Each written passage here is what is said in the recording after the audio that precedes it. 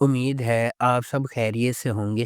اگر آپ نے ابھی تک ہمارا چینل سبسکرائب نہیں کیا تو اسے ابھی سبسکرائب کر لیں اور بیل آئیکن کو دبانا بالکل بھی مت بھولیں۔ شکریہ۔ نمبر 9، یالی چپکنی۔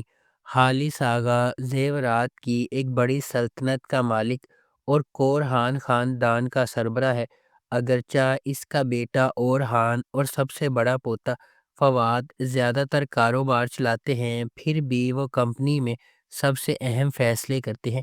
اس کا چھوٹا پوتا فیریت، جو اس کے بھائی فواد سے بہت مختلف ہے، ایک بہت ہی غیر ذمہ دار نوجوان بیچلر ہے جو ابھی بیرون ملک سے واپس آیا ہے جہاں وہ تعلیم حاصل کرنے گیا تھا۔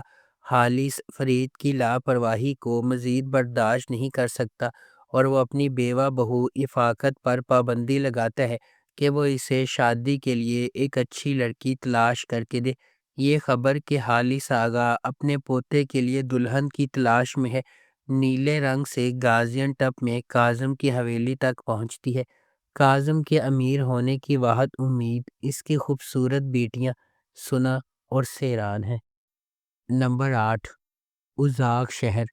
عالیہ البورا اپنے مرحوم شوہر کے جنازے اور اپنے 5 سالہ بیٹے کے ساتھ اپنے شوہر کی آخری وصیت پوری کرنے کے لیے ماردین جاتی ہے، تاہم یہ آمد واپسی کے ایک نقطہ کی نشاندہی کرتی ہے اور البورا سے باہر نکلنے کا کوئی راستہ نہیں ہے۔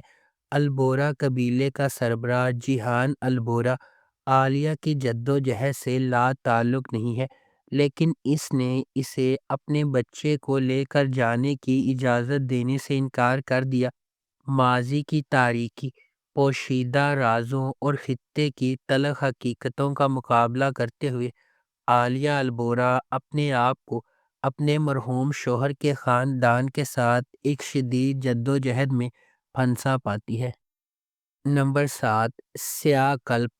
سمرو نے ان بچوں کو چھوڑ دیا جنہیں اس نے چھوٹی عمر میں جنم دیا اور اپنے لیے ایک نئی زندگی اور خاندان بنایا۔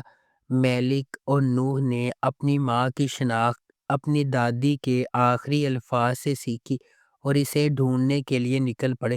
سمرو، جس کی شادی اب کیپاڈوشیا کی ایک امیر ترین تاجر سامت سے ہو چکی ہے، اپنے بچوں کے ساتھ اپنی شاہانہ زندگی جاری رکھے ہوئے ہے، تاہم سامت کے بیٹے کے بارے میں اس کی پہلی شادی جیہان سے مختلف منصوبے ہیں۔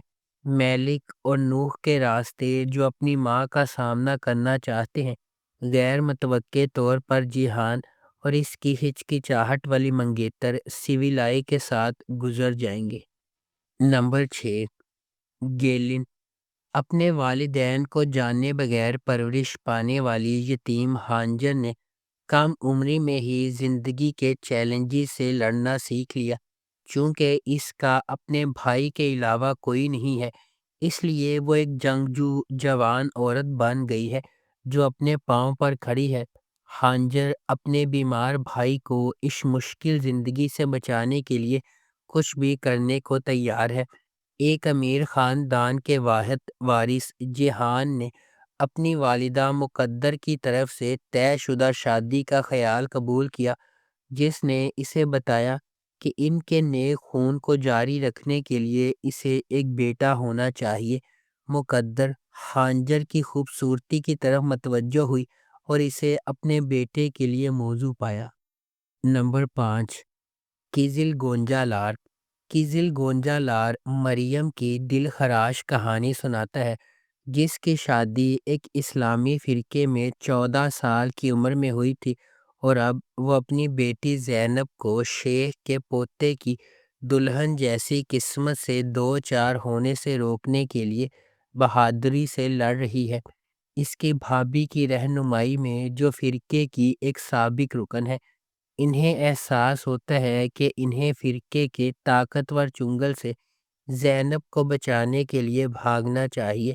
ڈرتے ڈرتے اپنے منصوبوں کو اپنے ظالم شوہر سے چھپاتے ہوئے مریم کو پہلے سیکولر سائیکیٹرسٹ لیونٹ کے گھر میں دیکھ بھال کرنے والے کے طور پر پیسہ کمانا چاہیے، جو اس کی مدد کرنے پر راضی ہے۔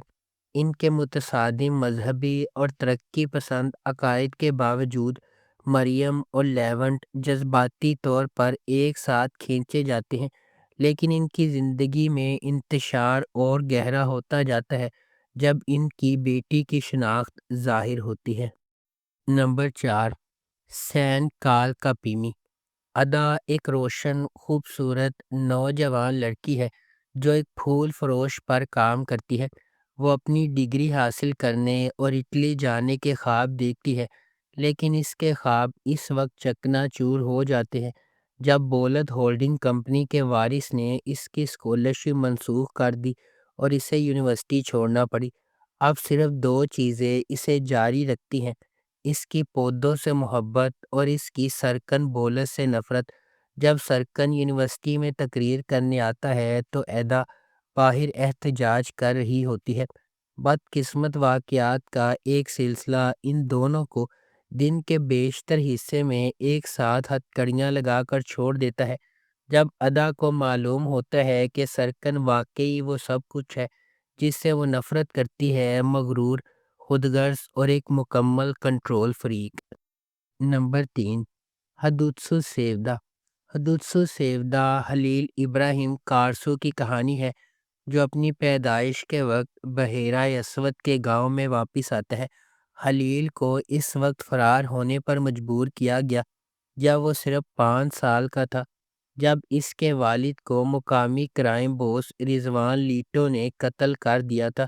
20 سال بعد خلیل اپنی بچپن کی محبت یاسمین سے شادی کرنے گھر واپس آیا ہے، لیکن جب رضوان کا بیٹا یاسمین کو قتل کرتا ہے تو اس کا مشن بالکل نئی سمت اختیار کرتا ہے۔ خلیل ایک آدمی کی فوج بن جاتا ہے جس کا واحد مقصد رضوان لیٹو کو تباہ کرنا ہوتا ہے۔ نمبر 2، سفیر۔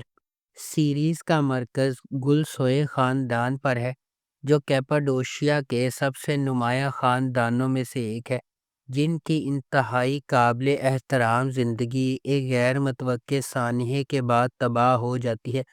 امریکہ سے اپنے بڑے بیٹے آتش کی واپسی پر گل سوئے کافی عرصے کے بعد دوبارہ ایک جگہ پر اکٹھے ہوئے ہیں۔ آتش، جس نے کم عمری میں ایک ٹریفک حادثے میں اپنے والد کو کھو دیا، اپنے دادا عمر کی زبردست اتھارٹی کے سامنے سر تسلیم خم کرنے سے انکار کرتے ہوئے گھر چھوڑ دیتا ہے۔ اپنی والدہ گلفیم کی درخواست پر وہ اپنے دادا کے قائم کردہ خاندانی کاروبار کو سنبھالنے اور بڑھانے میں اپنے بھائیوں یامان اور اوکان کے ساتھ شامل ہونے کے لیے کئی سالوں کے بعد گھر واپس آیا ہے۔ نمبر 1، کینڈی دوسان آلاماس۔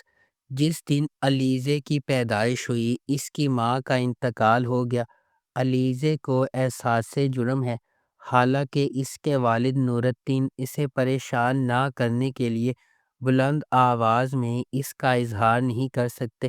اس میں نور الدین نے اسے خوش رکھنے کے لیے کیے گئے سمجھوتوں کا اضافہ کیا۔